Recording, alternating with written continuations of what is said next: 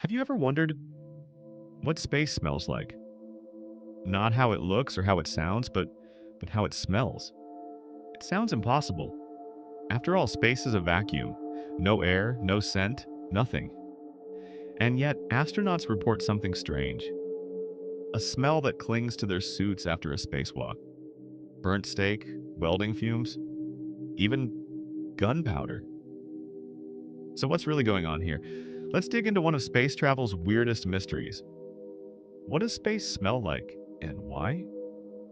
Technically, space has no smell. There's no atmosphere to carry scent particles, but here's the catch.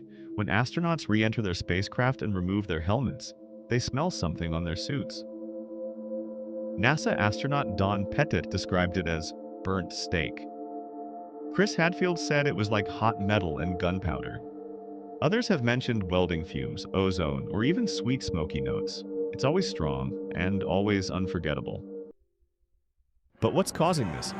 Scientists believe it's a chemical reaction. While in space, astronauts are exposed to solar wind, streams of high-energy particles from the sun. These particles cling to their suits and tools. When they return inside, those particles interact with cabin air, creating new molecules, ozone, carbon residues, and more. That's the smell astronauts pick up. It's similar to the scent after a lightning storm. That sharp, fresh smell? That's ozone, or the odor in a welding shop, ionized metal and burned air. So astronauts are essentially smelling the aftershock of space. Chemistry happening in real time. But this isn't just a fun fact. It has real-world implications. The smell is a sign of reactive particles, some of which could affect human health, corrode equipment, or signal a problem. By studying these odors, scientists can design better spacesuits, airlocks, and filtration systems. It also highlights how sensitive human senses are. Even the tiniest reaction leaves a trace, a fingerprint of space itself. Interestingly, space agencies have even recreated this smell for astronaut training. NASA worked with scent chemists to bottle it, so astronauts know what to expect. And here's a fun twist. Some companies now sell eau de space perfume based on these real descriptions.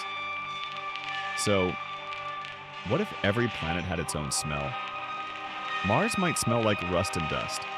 Titan could reek of gasoline like hydrocarbons. Alien atmospheres might even smell sweet, toxic, or totally unfamiliar.